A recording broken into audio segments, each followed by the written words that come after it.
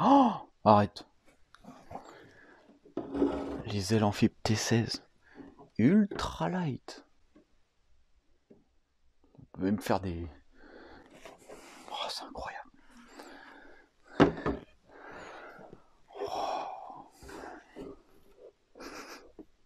Ça sent le pas lourd, hein.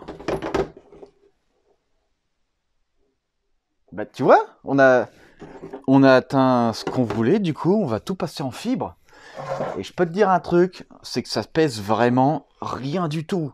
Je l'ai pesé moi-même parce que avec ma balance spéciale farine de cuisine, 1410 grammes. 1410 grammes, c'est rien du tout. C'est 1,4 kg. 1,41 kg pour les plus précis d'entre nous. Donc, bah écoute, c'est vraiment pas mal. Hein. C'est vraiment pas mal. On va poser ça parce que je veux pas l'abîmer. Ce serait trop dommage, trop bête. Et bah attends, tant que t'es là, on a reçu autre chose. Regarde ça. Oh. Enfin, cette pièce, c'est une fois de plus comme le frein à main hydraulique. Enfin, regarde ça. C'est magnifique. Alors, évidemment, sur ce modèle-là, c'est un modèle spécial Honda, je crois, pour les K20 ou K24, je sais plus. Enfin, bref. Et ce qui se passe, c'est que bah, la tringlerie va vers l'avant. Donc, quand on va dans ce sens, ici, ça tire ou ça recule. Quand on va dans ce sens, pareil, hein, ça tire ou ça recule. Mais nous, il faut qu'on inverse. Tu vois, parce que moi je veux pas que les câbles aillent vers l'avant, fasse tu vois, un 360 noscope et puis qui va vers l'arrière. Moi je veux vraiment qu'il y ait tout qui aille vers l'arrière. Donc ce qu'il va falloir faire, ça va être une tringlerie après le câblage, parce qu'il y a tous les câbles vendus avec, tout le câblage, une espèce de tringlerie d'inversion qui va inverser aussi bien le sens de ça que le sens de ça. Qui fait qu'on aura le bon sens quand on voudra changer nos vitesses. Mais ça, évidemment, on verra ça le moment venu, forcément. C'est pas tout de suite, tu vois. Ce que je regrette un peu, enfin, je sais pas si c'est vraiment un gré, mais c'est extrêmement lourd. C'est lourd parce que c'est fait masse. C'est super magnifique. Si je l'ai acheté, c'était pour vous. Parce qu'on a atteint la cagnotte largement au-dessus pour avoir tout en fibre. Et forcément, j'ai voulu un peu ajouter des choses qui donnent envie, quoi. Donc là, ça rajoute un petit peu de masse. Bon, heureusement, c'est de la masse qu'on vient emmener vers l'avant. Du coup, excuse-moi, je me suis un peu emballé. Du coup, voilà. Mais ça vaut le coup. Je pense que ça vaut le coup. Visuellement, ça arrache quand même. Ça arrache. Donc on fera ce qu'il faut le moment venu, évidemment. Tiens, tu sais quoi 2500 grammes, tu vois 2507 grammes. Donc ça pèse presque les 2 ailes. Bon, ça va, c'est pas si lourd. Écoute, parce que celui d'origine, il doit peser à peu près 1,5 kg, je pense. On perd 1 kg. Bon, ah oui, aujourd'hui, on va s'occuper de la géométrie. Alors, une chose importante, la semaine dernière, je t'avais dit un truc. Je t'avais dit que dans 2 semaines, on pourrait voir la voiture sur ses roues, tu vois. Et en fait, j'ai travaillé cette semaine et tout, et je me suis demandé si 2 semaines, ça faisait peut-être un peu long. Bah ouais, parce qu'en fait, là, si j'avais eu les roues, elles seraient déjà sur ses roues. J'ai fini tout le châssis complet. J'ai fini toute la géométrie avant, tout le châssis avant, tout le châssis arrière, on l'avait déjà vu ensemble, le châssis central, tout est terminé, il reste plus que 2-3 petits renforts par-ci par-là, de finir de souder, et le châssis est 100% terminé. À l'heure où je te parle, je suis déjà en train de travailler là, depuis le début de la journée, j'ai déjà travaillé, le châssis est 100% terminé à l'heure où je te parle. Il n'y aura plus que des micro-renforts, des emplacements du réservoir, d'ailleurs, demain. Demain, là, mercredi, pas demain, là, mercredi, je m'occupe de l'installation du réservoir et on verra évidemment comment installer le réservoir avec le réservoir tampon parce qu'il y a un système spécifique. Il y en a pas mal qui m'ont demandé, tiens, c'est bizarre parce que tu as 2 pompes de 300 litres/heure qui viennent alimenter ton moteur mais qui arrivent du réservoir tampon. Et pour alimenter le réservoir tampon, tu mets qu'une seule pompe de 244 litres/heure. Comment ça se fait que... parce qu'en fait, il faudra qu'on voit ça ensemble pour que tu comprennes. D'ailleurs, la pompe qui vient alimenter le réservoir tampon n'est même plus indispensable à partir du moment où le réservoir tampon il est plein. Mais ça on verra ça t'inquiète pas. Aujourd'hui, ce qu'on va faire, c'est qu'on va s'occuper de la géométrie. Voilà, on a fait la partie châssis arrière, enfin, une petite partie comme ça, tu vois, la semaine dernière. Donc aujourd'hui, ben, l'aventure continue, j'ai envie de te dire. Bon, maintenant il va falloir s'occuper de la géométrie. De la géométrie, il va falloir créer quelque chose. Alors pour créer une bonne géométrie, il faut une géométrie où on a variation d'angle de carrossage en fonction de la montée et de la descente. Pour ça, eh ben, on a déjà nos maintiens, nos emplacements. Il va falloir décider, tu vois ce trait-là, où commence l'axe. Une fois qu'on a ça, il va falloir choisir une fusée. Alors oui, on peut choisir une fusée droite ou gauche, de toute façon. Elles seront. Je fais tout sur mesure, donc je peux faire ce que je veux.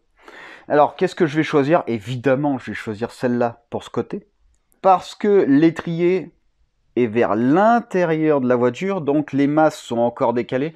Faut penser à chaque détail, tant qu'à faire. Tant qu'à faire. Ensuite, la barre ici ne nous sert plus à rien, donc on va la couper. Ici, notre maintien est beaucoup trop éloigné. Quand on crée des triangles, on a un triangle haut, un triangle bas. Sauf que là, on est tellement éloigné qu'en fait, on peut avoir beaucoup plus de torsion. Ça fait un peu l'effet, comment on appelle ça, pied de biche. Voilà. D'ailleurs, ça va être les mêmes fusées pour l'avant et on ne pourra pas les mettre comme ça sans les modifier. Donc les fusées là qui sont pour l'arrière, il faut les modifier et ce seront les mêmes fusées pour l'avant, mais il faudra les modifier parce que l'angle de pivot est très mauvais. Là, on a un angle de pivot de 30 degrés et on devrait à peu près avoir entre 11 et 13. Donc voilà, il y a un gros souci. Sinon, c'est simple, hein, ton volant, tu le tournes à la main. Et puis quand tu avances, quand tu roules, ton volant il est tellement dur que tu as trop de mal à tourner. Enfin, bref, donc c'est vraiment très très mauvais. Donc là, ce qu'il faut, c'est couper ici, créer un perçage en 12 qui traverse pour pouvoir mettre 2 rotules, une de chaque côté. Il va falloir aussi élargir un petit peu, parce que plus on est large, plus ça maintient. Alors en bas, on n'a pas le choix, on va mettre une rotule, mais on ne peut pas mettre cette rotule-là. Cette rotule-là, alors pourquoi on ne peut pas la mettre? C'est très simple. Cette rotule-là, elle est conçue pour être écrasée, et nous, il nous faut une rotule conçue pour être tirée. Pour la faire simple, cette rotule-là ne subit pas l'amortisseur. L'amortisseur est ici. Donc toute la force par rapport au centre, ici, hein, c'est la roue. Hein. Donc la roue appuie sur le sol et elle appuie sur le châssis. C'est ici que ça se passe. Donc, l'amortisseur, vu que c'est lui qui subit, les efforts sont entre la tête d'amortisseur en haut et ici. La rotule, elle, est là uniquement pour une liaison. Sauf que dans notre cas, notre amortisseur ne sera plus ici, mais il sera sur le triangle bas. Du coup, ça veut dire que l'amortisseur appuiera vers le bas, alors que la roue, elle, voudra appuyer vers le haut. Ce qui fait qu'ici, on va avoir un arrachement. On va avoir un arrachement et ces rotules-là ne sont pas conçues pour être tirées, mais elles sont conçues pour être même pas écrasées limite, juste pour faire maintien. Donc là, c'est simple, hein, on va tout défoncer, enfin en tout cas. J'ai pas envie que ça arrive, parce que là, vu comment elle est faite la rotule, si là ça casse, le triangle il touche le sol, la roue elle part, et puis là, t'oublies ta bagnole. Voilà, c'est clair, hein, comme ça au moins c'est réglé. Donc il faut faire attention à ce qu'on fait. Alors, de ce fait, on va aller voir ça parce que j'ai prévu les petits trucs, si tu veux, j'ai fait des petites commandes. C'est cher, mais bon, il faut les faire. Il faut que ce soit le mieux possible. On a commandé des vis. Alors, j'ai pas pris n'importe quelle vis, évidemment. J'ai pris des vis les plus dures que j'ai trouvées, hors titane, parce que le titane, excuse-moi, mais c'était trop cher, on pouvait pas. Enfin, je sais même pas si on peut en trouver de toute façon. Hop, donc j'ai pris des vis comme ça, BTR, et on est sur du 12.9. Donc ça, c'est la résistance la plus balèze pour de l'acier, il me semble, si je me trompe pas. Donc là, on a les vis les plus résistantes possibles qu'on puisse trouver. Ici, pour la rotule basse, on va prendre de la rotule 16 mm avec des inserts spéciaux qui nous permettent d'avoir plus de liberté de mouvement. Ça, ce sera pour la rotule basse qui remplacera la rotule d'origine. Et donc pour le haut, on n'aura pas une rotule, parce qu'il faut évidemment éliminer les 3 axes de rotation et les 3 axes de translation. Il va nous falloir 2 rotules. Donc il va nous falloir 2 rotules, pas en 16, mais je vais prendre 2 rotules en 12, qui suffiront largement.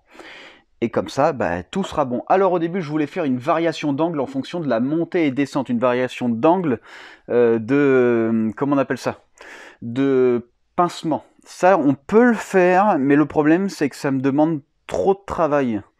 Ça me demande trop de travail et qui fait que plus c'est technique, plus, on va dire, c'est risqué. Alors oui, si on le fait bien, il n'y a pas trop de risques, mais c'est imposant, et est-ce que ça vaut vraiment la peine? Je pense pas. Par contre, ça peut toujours être refait. Donc en fait, si vous voulez, c'est une chose qu'on pourra, si jamais nécessaire, mais à mon avis non, parce que voilà, c'est une chose qu'on peut faire.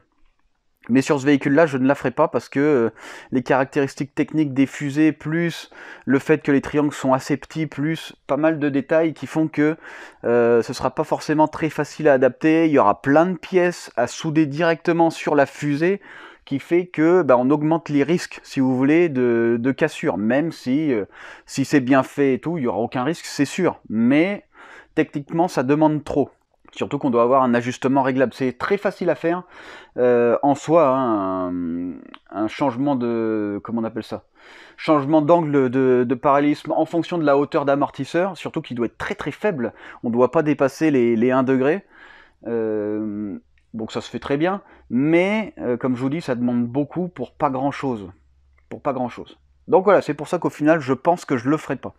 On va partir sur du plus simple, ce qui fera que c'est plus fiable au final. Bah écoute, ce qu'il va falloir faire, c'est se mettre au boulot. Il y a juste un dernier détail que je n'ai pas apporté. Ici. Donc on a notre repère. Notre repère, il est là, là et là. Donc moi, ce que je veux, c'est savoir sur ma barre où est le repère. Je vais pas directement faire un trait par rapport au trait que j'ai là. Je vais prendre mon niveau laser et je vais foutre le laser ici et j'aurai en plus la trace du laser haute. Comme ça, je saurai parfaitement. Je saurai parfaitement où est et où doit se situer le moyeu par rapport aussi à en haut. Ce qui fait que j'aurai moins de problèmes de problèmes d'axe, quoi. Ensuite, ici, j'ai pris mes diamètres de jantes plus pneus. Donc, comme tu peux le voir, on a des trucs assez faibles. Ensuite, j'ai pris le milieu parce qu'il faut déterminer, avant de faire les triangles, une hauteur idéale de géométrie. Il faut une hauteur idéale pour pouvoir faire les triangles parfaitement. Sinon, il va falloir que je règle mes triangles si j'ai pas déterminé une hauteur d'utilisation, forcément. Donc moi, j'ai décidé que la voiture ferait 10 cm de haut. Gros avantage, c'est que la barre ici, elle fait 5 cm. La barre ici, elle fait 5 cm. Donc là, quand on est à ce niveau-là, on est à 10 cm par rapport au châssis. Tu vois? Ça veut dire qu'en fait, le bas du pneu doit être à ce niveau-là.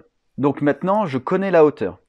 La hauteur, ensuite, je la divise par 2. Et je sais que l'axe, il doit être à 290 mm de ce point-là. Donc en fait, j'ai juste à mesurer la hauteur par rapport à ici, à 290 mm, et ce sera l'endroit de l'axe, tout bêtement. Donc il faut se mettre au boulot maintenant, parce que là, on a beaucoup de travail.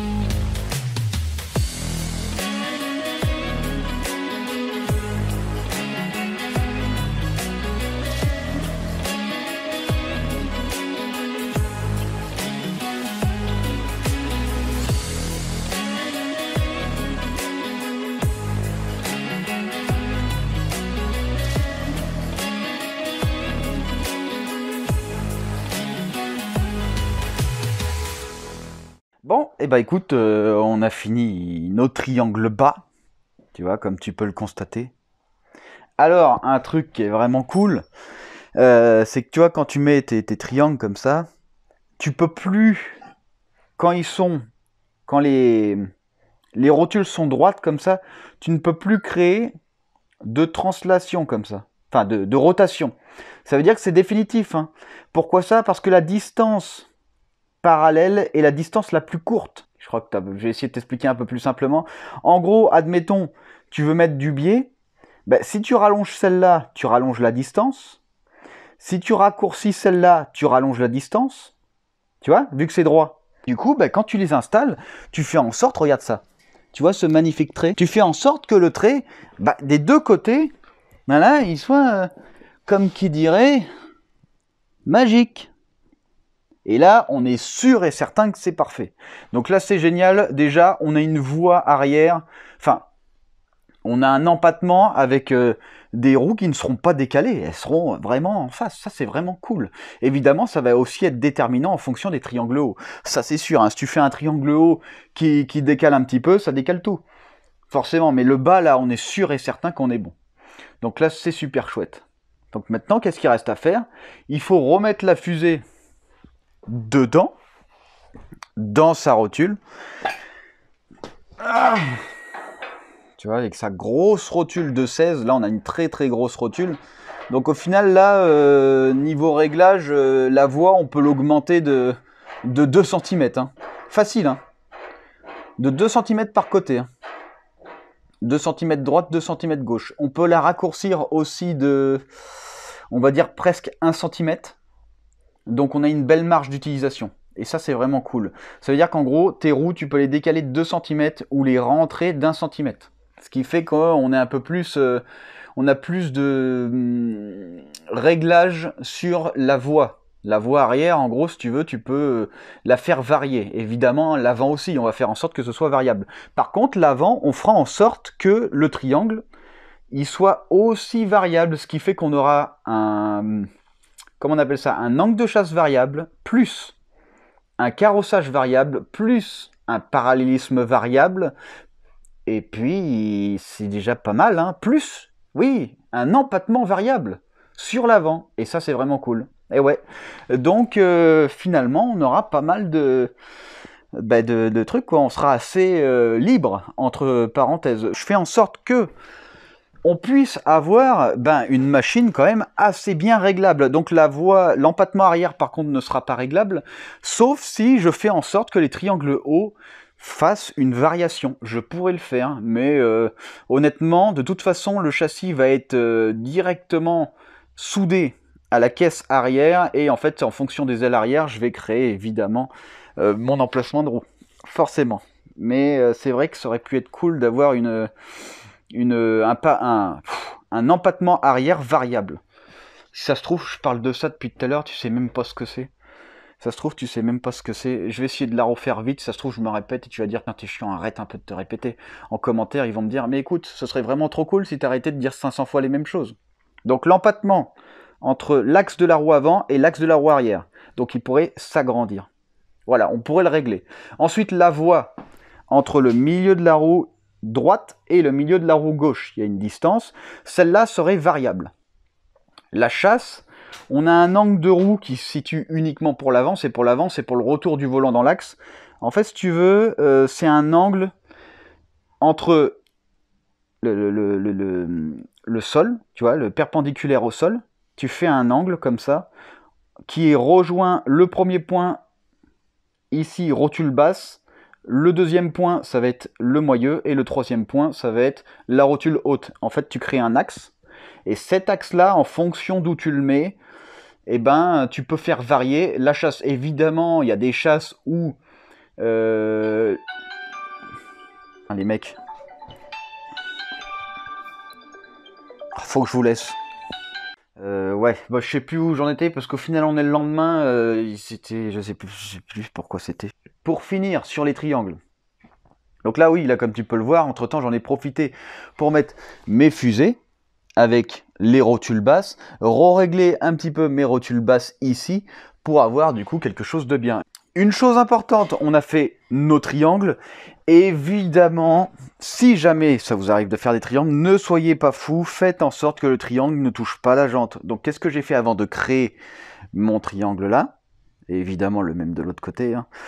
Eh ben, j'ai fait en sorte de mettre ma jante.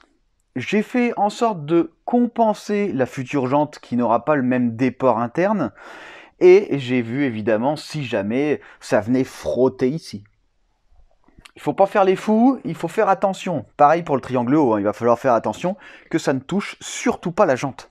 C'est super important. Sinon, tout ce que tu as travaillé, ça sert à rien. Et tu as tout foutu en l'air.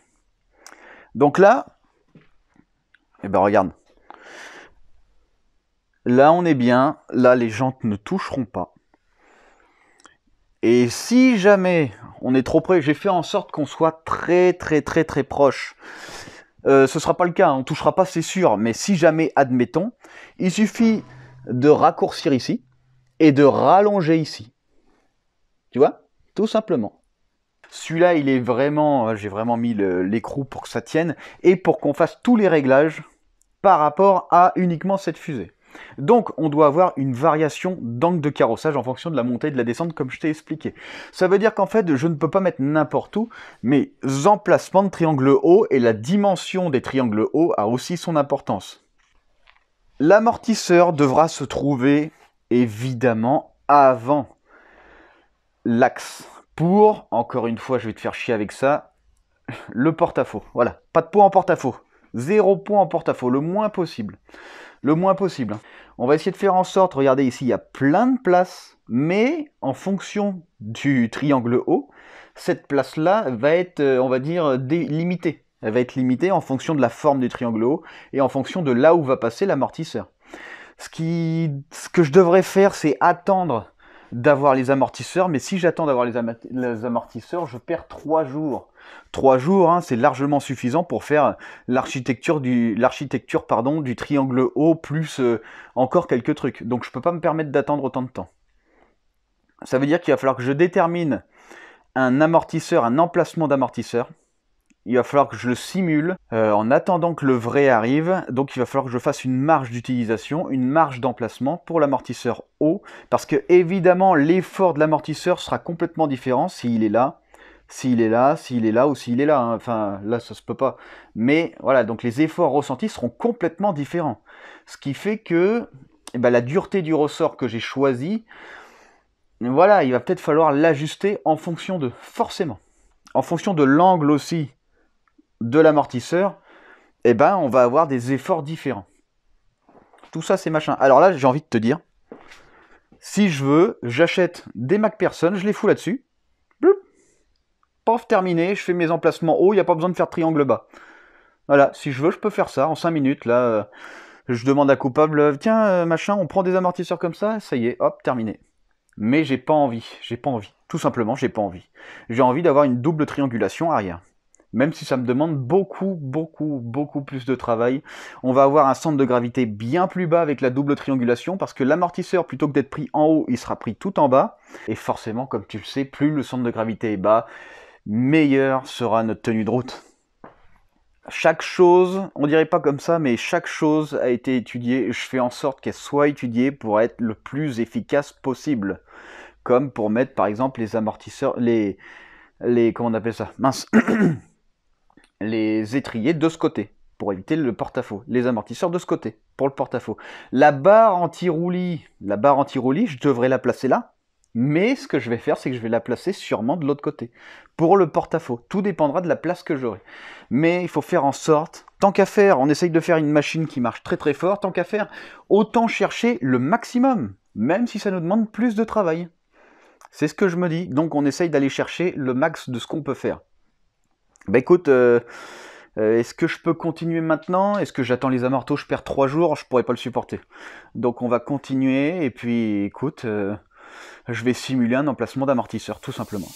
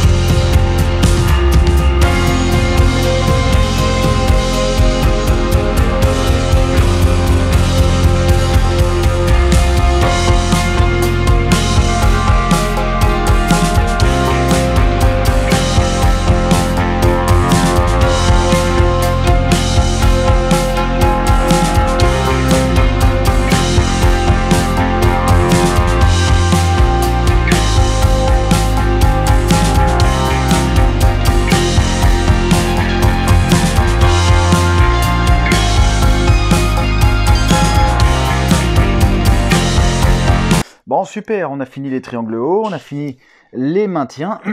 Ici, en bas aussi, pareil. Donc, c'est pas trop mal. Il va falloir maintenant modifier ces satanées fusées. Les fusées, tu vois, je peux pas laisser cette tige comme ça. En plus, il me faut une tige plutôt de ce style, d'acier noir de meilleure qualité. Ça, c'est pas de super qualité. Donc, c'est pas ce qu'on va mettre. Alors, tu vas peut-être te demander pourquoi ici, on a une double rotule. Alors que là, on a une rotule là et on a une rotule basse. Pourquoi j'ai pas directement soudé comme ici une tige sur cette rotule? Et bien parce qu'en fait, tu peux pas le régler après. Tout simplement. Tu peux pas. Point. Est-ce que je te fais des détails? Est-ce que tu en as ras le cul que je te fasse des détails? Voilà. Alors, pour ceux qui veulent savoir, donc on a une rotule ici et on a une rotule là.